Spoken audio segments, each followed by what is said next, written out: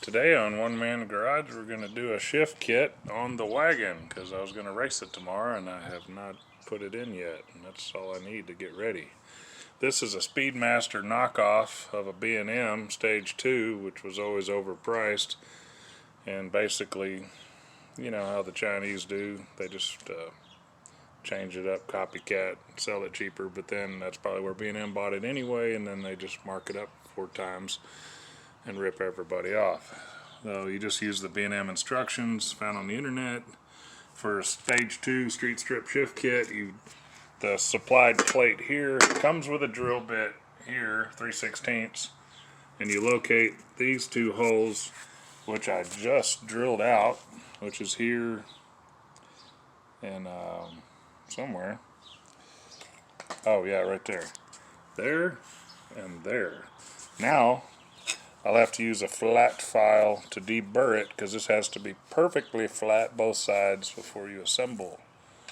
And also one of these plates, we want to deburr it with a flat file look for any.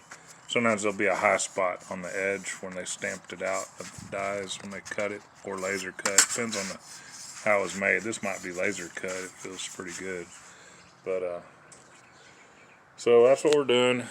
Nothing fancy, but fixing to do some filing. I'm not going to film that, so check in later. Well, you can see the usual results of trying to get most of it in the pan, and then when you go to start pulling a valve body off, just this much more comes out because, you know, it's always a giant mess, and you get it in your hair, and you're really better off when you're doing these, when you're doing the installation with a fresh trans, and do it on the bench before you have fluid in. So I flat filed these spacers. The kit comes with the thin upper one. This is the additional spacer that has this circuit. That the stock one of these is just this, it's thick. Well, when you add one of these, that lifts everything up, and one bolt used to always hit the shifter selector, so you used to have to grind the head of the bolt down thinner to make up for the thickness of reusing the stock plate. But apparently now they just give you a thin plate and the other plate, so it adds up to not having to do that. But I clearanced it a little anyway. This was the gasket that goes from the valve body to the plate.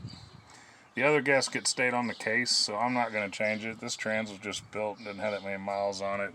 I mean, it was like 2 years ago or something like that, 3 years ago, but not that many miles.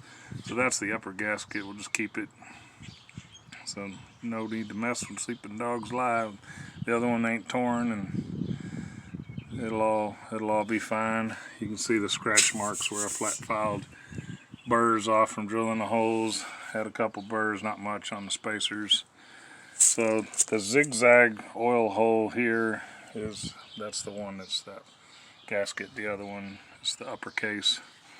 If you actually buy proper gaskets like in a rebuild kit, it says this side towards case or whatever, but on this cheap stuff, you know, you gotta figure it out on your own.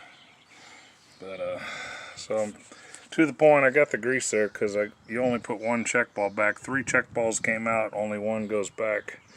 So you use the grease to hold the check ball in the hole, which is location 1 right here. This is the one that we're going to use. So it's going to be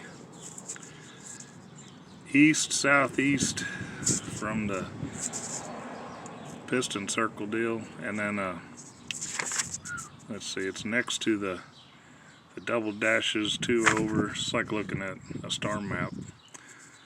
But yeah, so that's where we're going, the check ball. I'll check back later. And I do have transmission fluid in my hair. Nice.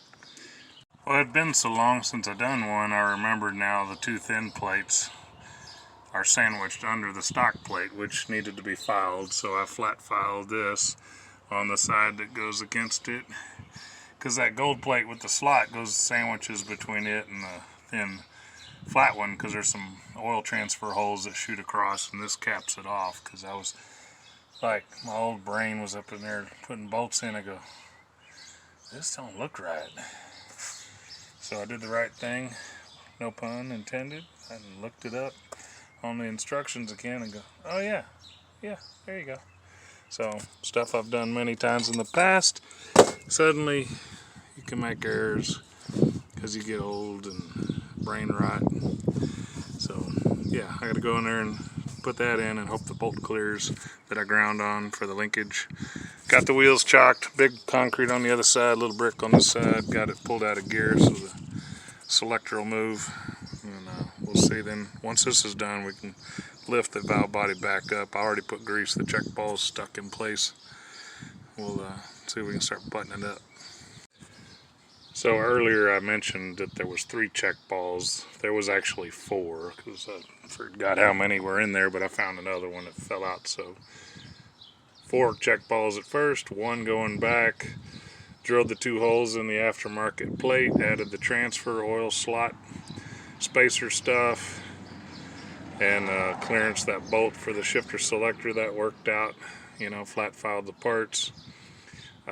Filter wasn't really dirty or anything. I just wiped the pan and just minimal, a little bit of light metal from probably from those times I ran it through the gears without the shift kit, so it lost a little material on the slow 1-2 shifts.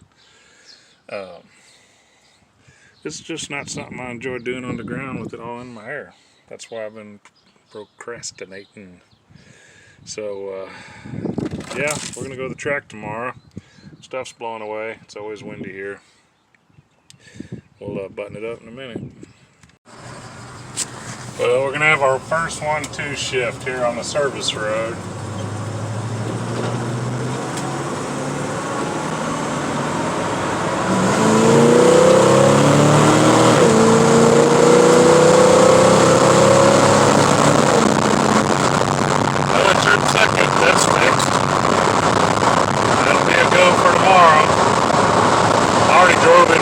Shifted on its own in the gears and stuff, so that's a nice clean shift.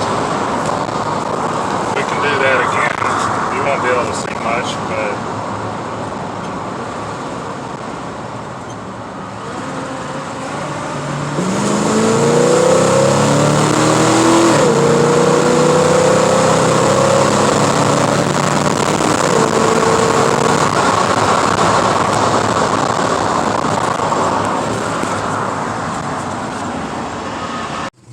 how about we try this one-handed?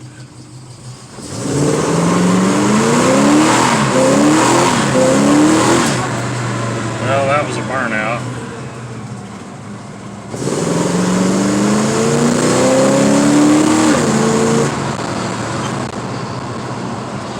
That's what we needed.